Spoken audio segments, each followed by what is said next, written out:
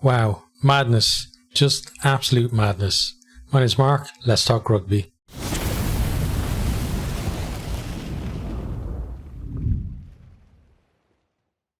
What a crazy, crazy game. Just absolute bedlam from start to finish in this one.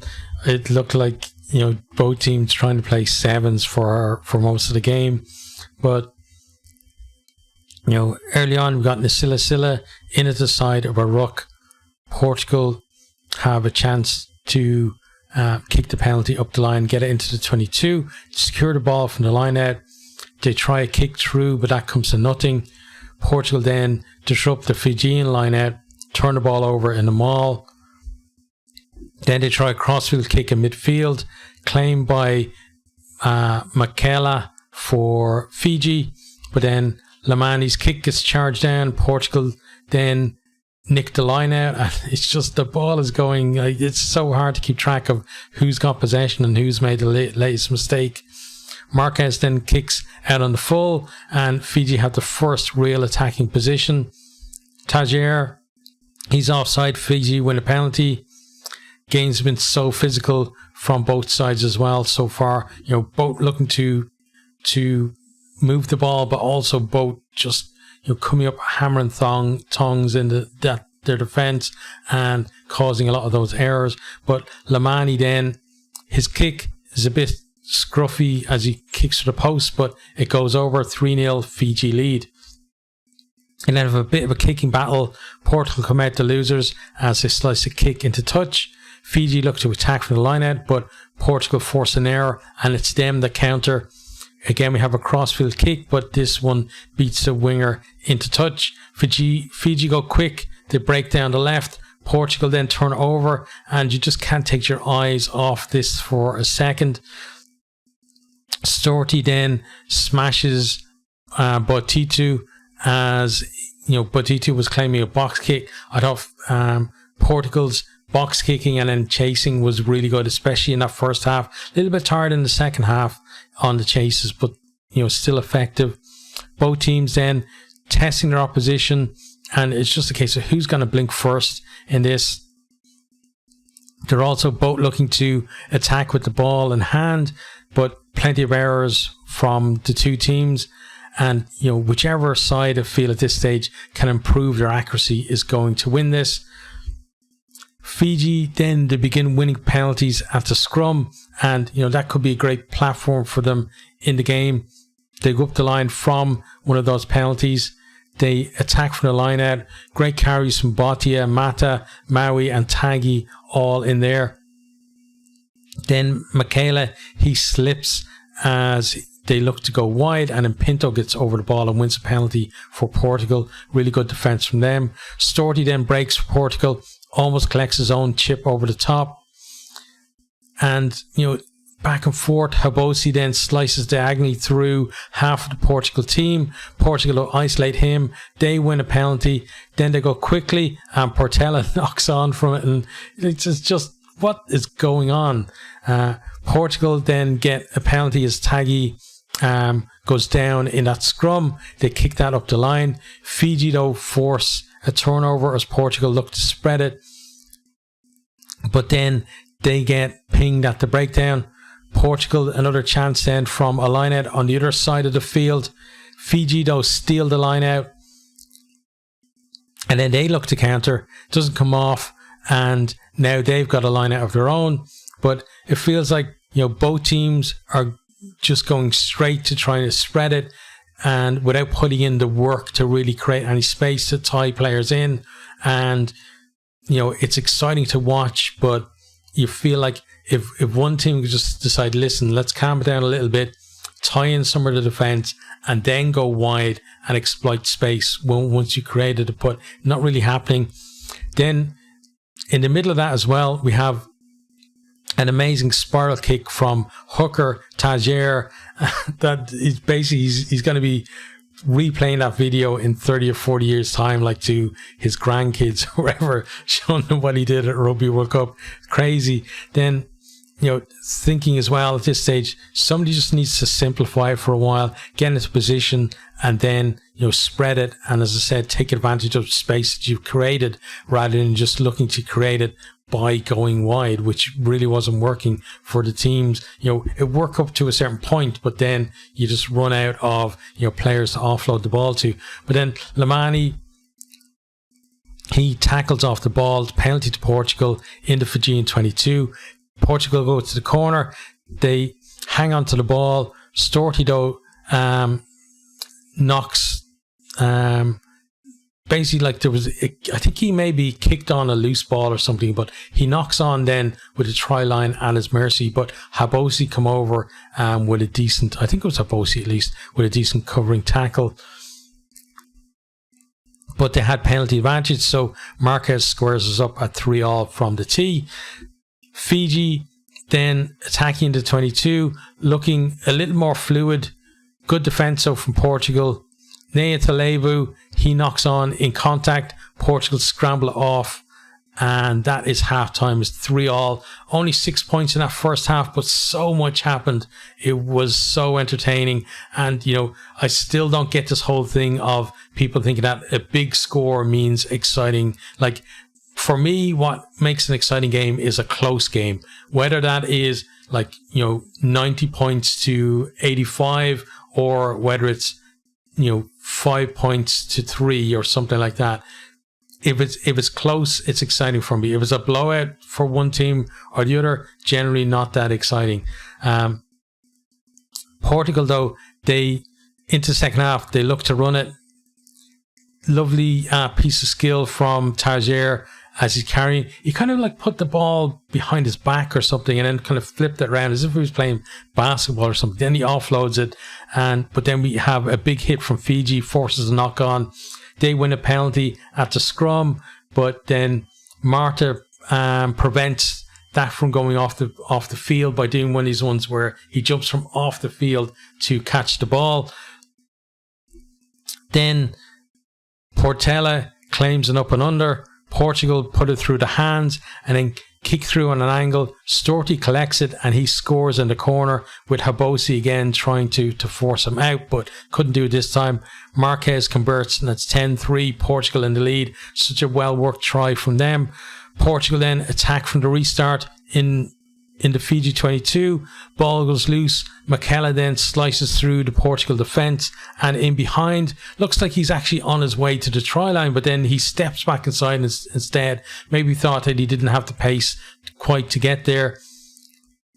And I thought, that's a chance gone. But then Fiji, they recycle. They go through some phases. They get right up to the line, and Bhatia goes over from close range. Lamani squares it back up. With the conversion, is 10-10. Bhatia then, a minute or two later, he gets a yellow card for a high tackle. It's head-on-head on Marta. He goes to the bunker for review. Fiji down to 14 for the next 10 minutes. Portugal then taking advantage to go up the line for the penalty. They claim it in the line out. The maul makes good ground. Then Tajer, he goes close. Fernandez then from very close in, he goes over to score. Marquez converts. Now it's 17-10, Portugal back in front, and you're thinking, geez, Fiji, you do not blow this. All you need is 1 point out of this game and you're going to the quarterfinals. What are you doing? So then we hear that the yellow card is going to stay a yellow card because there was a late step and change of direction by Marta, which was mitigating factors. Fiji then, they win a penalty from in at the side of a maul. They go to the corner, but Martins then steals the line out for Portugal. But then he leaves a forward. So Fiji have the ball back again, and now they're threatening the line. But aggressive defence from Portugal pushes them further and further back outside the 22. Fiji, though, surge back into the 22. But then Portugal turn it over and they kick clear. And just feeling like Fiji need to, regain some composure, or they might actually be going out of this Rugby World Cup if Portugal can find further scores. Fiji, they go to the corner again from a penalty. Portugal can compete well in the line-out, but Fiji managed just about to hold on to it. But then they knock on again. But they did have another penalty advantage. Portugal at this stage giving away a few too many penalties close to their own line. Fiji decide to tapped the penalty. Not sure why. I would have gone to the corner on that one, or gone for a scrum, because the scrum was so good. Could have tied in some forwards and then just gone out to the backs and maybe gone over, but they decide to tap. They get pushed back from that. Habosi then comes bursting back into the 22, but then he knocks on. Portugal clear it. Another crazy period of back and forth and between the two teams, and it ends with Fiji getting over the ball to win a penalty. Portugal then steal the line out. The madness just keeps on going. Portugal then, they're off the ruck, so Fiji kick to the corner from the penalty. Ikaveri hits his man. Fiji maul it close to the line. Portugal disrupt it well though and stop them going over. We have pick and goes, 1 out carries. Fiji battering away at the line. Doge then forces his way over to score. Lamani once again levels it up at 17 all. And then we have, I'm just thinking, like, have a team ever drawn 2 pool games at a Rugby World Cup? Because Portugal might actually be about to do that in this game. And I don't think it's ever happened before, and at least not in my memory. Fiji then, they rip the ball, and Kovakalu, he goes up the middle of the field and he's basically dragging tacklers with him as he goes. They move it and we have a few more big carries. Botia then chips over into the 22, showing his skills. Portugal, they've got a defensive line out close to their own line, but they clear the ball well. Portugal then, they get pinged for offside. Fiji with the penalty. Lamani pops it over, and Fiji now in front at 20 points to 17. Lamani then, a minute or two later, extends the lead from another penalty, 23-17. Just a few minutes left on the clock. You're thinking, okay, they've finally done it. They're going to win and they're going to go through to the quarterfinals and we can all relax. But there can't be like a fingernail that is unbitten on the entire island nation of Fiji. Like, everybody just must be down to the quick at this stage. But Portugal then, they come forward again. It looks like Fiji are maybe handling them. They've got them out close to the touchline and think, okay, Fiji are going to defend and use the touchline as the extra defender. But no, they don't have anyone out there. Storty snipes around the side of the ruck. He's going then for the corner. 2 Fijians converge on him and are able to stop him, but Marta runs a lovely support line to collect his offload and he goes over to score. Marquez then, he's got a conversion to potentially win it. The very first Rugby World Cup game won by Portugal is on the line here. And then the TMO, we hear them basically debating with the referee where the kick's actually going to be taken from. Eventually they figure out where it's going to be from, but that doesn't matter to Marquez, because he puts it over, and that's it. 24-23, Portugal heading to their very first Rugby World Cup win. We do have an extra minute to go, but at this stage then, Fiji don't want, Fiji just want the game to end because they don't want Portugal to go and score another try and potentially actually knock them out. And Portugal don't want the game to continue. So both teams basically want the game to end. So Portugal just kick the ball off the field when the time runs out. So very lucky for Portugal because, for Fiji, because if Portugal had have gone for that other try and scored at the end, what heartbreak that would have been. But Fiji are through to the quarterfinals by the thinnest of margins. They got that 1 point that they needed out of the game. Everybody expected them to advance with confidence, but this was a very stuttering display from them. Just no structure at all was the problem. And the thing is, now they're going on to quarterfinal against an England team that played badly against Samoa, and now you're thinking whoever sorts their play out for that is going to a semi-final. And that's what's on the line for Fiji here now. But let's talk about Portugal. They were absolutely amazing this game. It looked like every time that Fiji got back level, that they were going to kick on and maybe just win the game at some stage. Right, Fiji were going to click. They were going to realize, hang on, we need to play proper rugby here, not just sevens and throwing the ball around. We need to make sure that we earn the right to go out wide and exploit the space, and then they would build a score. But they didn't. They never did that, and both teams played the same way pretty much through the entire game, which again was crazy and really exciting, but not good for Fijian hearts, I would say. But Portugal, they stuck in there, and every time, they got their chances, like more or less, like they were actually taking these chances and scoring. And every time Fiji pegged them back, they said, no, we're going to go again. And then when Fiji got ahead, you thought, okay, Portugal are finally done now. But no, right at the end there, they kept going, they kept believing.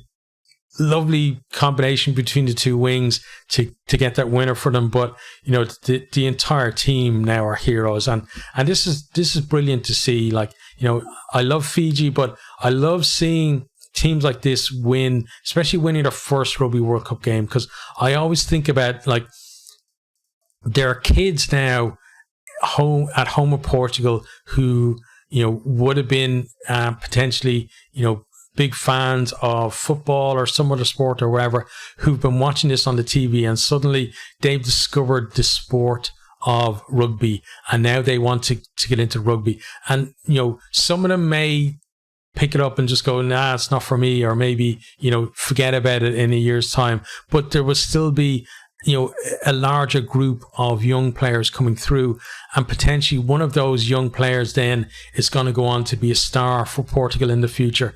And that's what these games are, for me at least, all about in the Rugby World Cup, is creating the heroes now to create then heroes again in the future, and to grow the game generation by generation. And that's why I'm always really frustrated when teams like this do not get any support outside of the Rugby World Cup. And I'm talking about both of these teams, Fiji and Portugal. We're hearing now that Fiji will probably be entering the Rugby Championship. It's about time that happened. More teams need to do that. More teams need to be in the Six Nations as well.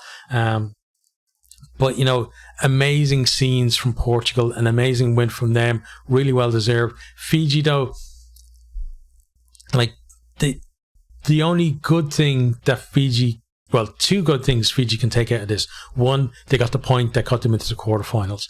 And two, they absolutely cannot play as seriously. There's no way a team could play as badly as this 2 games on the trot. So they're going to be better in that quarterfinal, but England are probably going to be better as well. So they've got there. They need to kind of count their blessings now and prepare for that quarterfinal. And now they've got a chance to make it to a semi-final, and that would be absolutely massive for Fiji. And as an Irish man, we've been chasing that dream of a semi-final for so long, and it's almost like the promised land for Irish people to get to a semi-final. For other, like New Zealand or South Africa, like semi-finals, whatever, they're about finals and winning trophies and stuff. But for the smaller traditional rugby nations like us, getting to semi-finals is an amazing achievement. So if they could do that, again, these guys would be absolute legends. There were already tons of Olympic champions in there, and to add that to that as well would be brilliant. But this game will go down in the memory as just, the only word for it is madness. But it was very enjoyable madness.